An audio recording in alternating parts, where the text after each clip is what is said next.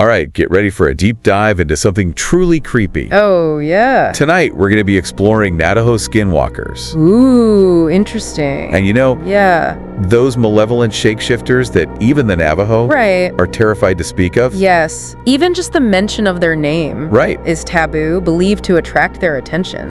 It's like which adds like a whole other layer of fear to an already unsettling topic. It really does. For sure. For this deep dive, we've got some seriously chilling first-hand accounts. Oh, wow. Encounters that'll make your skin crawl.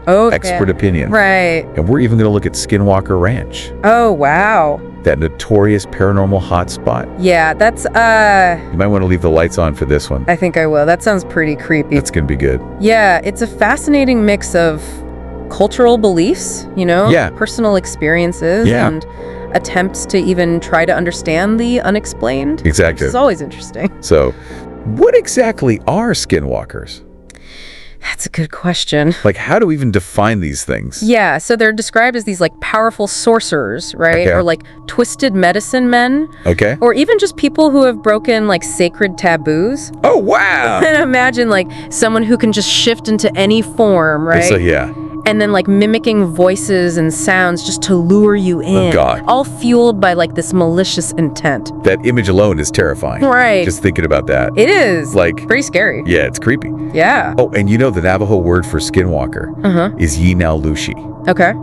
And it means, by means of it, it goes on all fours. Wow. So it just captures this unsettling, animalistic nature. Totally, yeah. All right, so let's get to the good stuff. Let's get to the encounters. I'm ready. Okay, so one account that really stuck with me was this guy, he was on a farm. Okay. Like middle of a reservation. All right. He hears his cows going crazy. Oh, no. And he thinks it's wild dog. Make a sense. Right. Yeah. So he goes out, he's armed and ready to confront them. Smart. And he stumbles upon something far more sinister. Oh, what? Two dog-like creatures locked in this like vicious fight. Oh, wow. And they're illuminated by this full moon breaking through the clouds. Oh, so creepy. It's classic horror movies. Yes, yeah. But here's the kicker. Okay. He's about to intervene. Uh-huh. And these things stop fighting. Oh, no. They look right at him. Oh, God. And they run away. Oh, God. On their hind legs. No way. That's so creepy. No. It defies every expectation. Totally. Blurs the line between animal and human. Absolutely. It's like the prime example of... It's so unsettling. Yeah, why these encounters are so unsettling. Okay, that one really messed me up. Yeah, that's a good one. All right, here's another one from Michigan. Okay. Group of kids. They're telling scary stories around a campfire. All right. At their grandma's house. Fun. Two of them decide to take a walk in the woods. Yeah, of course they do. You know, classic horror movie move. Right into the darkness. Exactly. Right. And that's where they encounter this large dog-like creature. Right.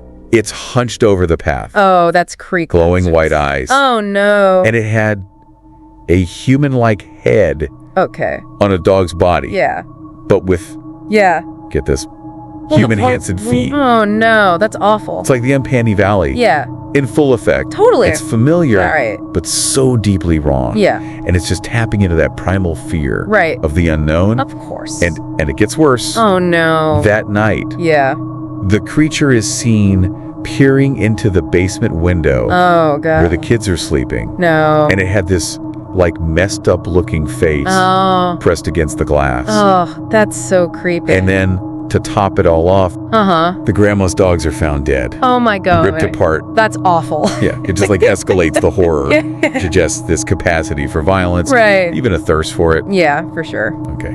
And we also have some seriously creepy accounts. Okay. From a YouTube video. Right. Like the one about the Lake Tahoe cabin. Okay. There was no actual sighting in this one.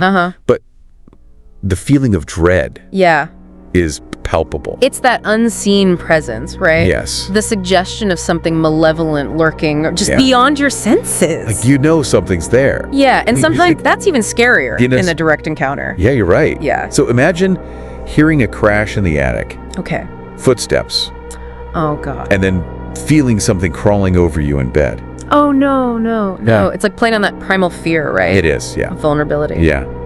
Being hunted in the dark. Yes. And you don't even know what's hunting you. Exactly. That's terrifying. Okay. And another one from the video. Okay. This guy's walking through a wheat field at night. And he just feels like he's being followed. Right. Then he hears a growl. Okay. This scream. Oh, no. That's just inhuman. Oh, that's creepy. It's so claustrophobic, being surrounded, totally, but you can't see what's out there. Yeah, it's like the wheat field becomes a maze, right? Yeah. It's just trapped in it with something unknown. Pure nightmare fuel. Absolutely. And then there's the Utah road encounter. Okay. This driver sees this tall, dark figure running towards his truck at impossible speed. Oh, no. And he refuses to look directly at it. Yeah, I don't blame him. Because he was convinced that eye contact would give it power. Totally. And it just speaks to this, like, yeah, deeply ingrained belief in the skinwalker's power. Right, that fear of even acknowledging it. Yeah, the fear of acknowledging its presence. Exactly. And it makes you wonder, right? Yeah. Is it the belief that fuels these encounters? Or is there something truly out there? I don't know. I don't know either. It's a good question, though. It is a good question. Yeah. Like, what are we dealing with? Are you dealing with something real? Right. Or is it all just our minds playing tricks on us? Yeah, maybe. It's spooky. It is. It's creepy. Yeah, for sure. And that brings us to SkinWalker Ranch. SkinWalker Ranch. This 512-acre property in Utah. Right. Practically synonymous with Skinwalker lore. It really is, yeah. The stories about this place are legendary. It's like a place where the veil between our world and something else seems incredibly thin. Right. Like a magnet for all sorts of paranormal phenomena. Yeah. Not just skinwalkers. So the Shermans who owned the ranch back in the 90s, they experienced this terrifying array of events. Oh, yeah. Animal mutilations, UFO sightings, strange creatures, even voices in an unknown language. That's crazy. It's like they ticked off every box on the paranormal checklist. Yeah, the details of those events, though, are what really make them horrifying. Like, so disturbing. Like a cow found with a hole surgically cut into its eyeball. Oh, God. Another one with its rectum removed with laser-like precision. It's like... And this, like, odd chemical smell around the mutilated cattle, like something was experimenting on them. Like, it really is straight out of a sci-fi horror movie. Yeah, but this was real life happening in real life. Yeah, and it's crazy. It suggests a level of intelligence and intent. Yeah, that's truly disturbing. Really disturbing. And the Shermans, they weren't alone. Right. Later owners, researchers, visitors, reporting similar experiences. All reported similar experiences. It's like the land itself is cursed, or maybe like conduit to something else, which is what attracted Robert Bigelow, that millionaire UFO enthusiast, to purchase the ranch. Right. He set up the National Institute for Discovery Science, essentially turned the ranch into this high-tech paranormal investigation lab. That's so cool. So they went full-on Ghostbusters. Basically. On Skinwalker Ranch. Yeah, they installed surveillance equipment. Okay. Brought in scientists. Right. And just tried to like document and understand what was happening. Yeah, and they documented a lot. Over 100 incidents. That's a lot. From UFO sightings to strange animal behavior to like bizarre electromagnetic fluctuations. Did they find any hard proof though? That's the thing. That's the challenge with paranormal research. I mean, it often relies on these eyewitness accounts. Right. And personal experiences. Which are subjective by nature. Yeah, subjective. And even when you have like physical evidence, like the cattle mutilations, it's hard to rule out conventional explanations. So what are we left with then? Is Skinwalker Ranch just this hotbed of hoaxes? And overactive imaginations? Right. Or is something truly unexplained going on? I mean, it remains an enigma, right? It does. Even if you like dismiss the Skinwalker aspect of it, there's still these bizarre, unexplained events that just defy easy categorization. Some of the specific accounts from the ranch are genuinely unsettling. Oh, for sure. Like the story of the ranch manager. Okay. He tagged a calf one morning. Right. Leaves for 45 minutes. Okay. And when he returns, the calf is dead. Oh my God. Its entire body gone. Yeah, dude. Emptied. No blood. No signs of a struggle. That's so weird. Gone. The precision and the lack of evidence, point to something beyond conventional predators. Beyond what we understand. It really does, And it just fuels the mystery and adds to this sense of unease. Right, totally. Then there are the stories of these large wolf-like creatures seen on the property. And one researcher even fired shots at one. Oh, wow. But it seemed unaffected. Really? And just vanished. That ties back to the SkinWalker lore, right? Yeah. The belief that they're incredibly difficult to kill, Yeah. almost impervious to conventional weapons. Yeah, that's creepy. Yeah, it is. And our YouTube source mentions some more recent activity too. What's that? People hearing their names called out. Oh, God. In familiar voices. No way. Even though they're miles from anyone they know. See, that's classic SkinWalker tactic. Yeah. Mimicry, right? It is, yeah. Using familiar voices to looter victims. Or just to sow confusion and fear. Right, or sow confusion and fear. And it plays on our deepest instincts. Yeah. Our trust in those we know. Exactly. That's what makes it so effective.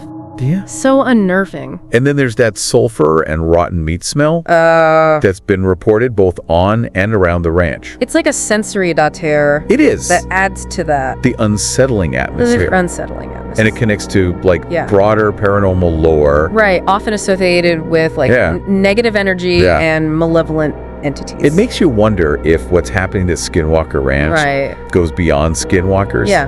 Like, perhaps something even more sinister is at play. Oh, yeah. Like, some researchers believe that Skinwalkers might be just one manifestation of a much broader spectrum of paranormal activity. Perhaps even interdimensional beings. Whoa, so SkinWalker Ranch is like a portal to another dimension. A place where the boundaries of reality break down. I mean, it's a theory, and hard to prove. As with most things related to the paranormal, difficult to prove. But the possibility, the sheer strangeness of the events of what happens back is what keeps people fascinated and terrified. Well, it feels like, we've only scratched the surface of this chilling topic. It's true. Like so much about skinwalkers remains just shrouded in mystery and fear. Well, that's what makes them so fascinating, right? It is. And terrifying. Yeah. The lack of concrete answers just it does. Allows our imaginations to run wild. Totally. Conjuring up the worst possibilities. And it's not just like the idea of them, right? Right. It's the first-hand accounts. Yeah. The visceral details. All right, for sure. That just stick with you. Like, that woman who encountered that dog-like creature in the woods. Right. The one with human hands and feet. Ugh. I mean, that image is seared into my brain. Yeah, the uncanny valley effect is just... It's so powerful. Incredibly powerful. Yeah. It triggers like this primal fear response, Yeah. Like a deep-seated unease at something that's both familiar and fundamentally wrong. And the story about like the dog that tried to open the door with its paws. Oh, yeah. And then ran around the house like barking in a human voice. Nightmare material. It really is. It preys on our vulnerability, right? Yes. The idea that even our homes... Yeah, like our safe space... Or supposed safe spaces. ...can be invaded by something sinister. Totally. And then there's that account of the creature running alongside the truck. Oh, yeah. At impossible speeds. Right. And then, like, backflipping into the woods. Yeah. After being shot at. It defies logic, explanation. It does. It's like something out of a horror film. Yeah, but these are real people. I know, but these are real people. We're counting these experiences. Yeah, it's that Lake Tahoe cabin story. Yeah, that one's creepy. Gets under my skin, too. Yeah. Oh, yeah. The tapping on the windows. The feeling of something crawling over you in bed. Yeah. It's just the unseen nature. It is. The threat. Yeah. That makes it so disturbing. Right. It speaks to that fear of the unknown, right? Yeah. The possibility that something malevolent could be lurking just beyond our perception. Exactly. Watching, waiting. Oh.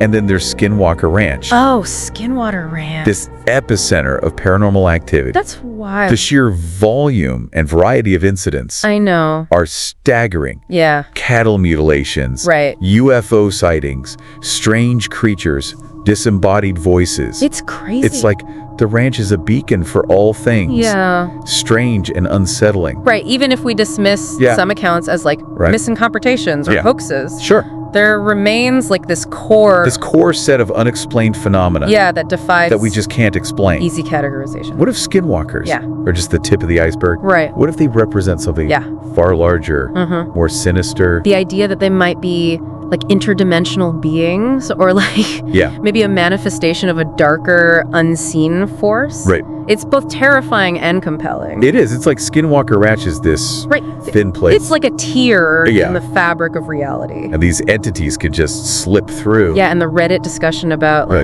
the Wendigo. Right, the Wendigo. That terrifying creature from Algonquin folklore. It adds like another layer. It does. To the mystery. It's a whole other layer to this. Are they distinct entities? Yeah. Or just different cultural interpretations? Right, of the same phenomenon. And the concept of that being like archetypes. Right. Representations of our deepest fears and anxieties. Yeah, it's a stilling thought, isn't it? It is. It suggests that these stories, these creatures, right? Yeah. Might be tapping into something primal.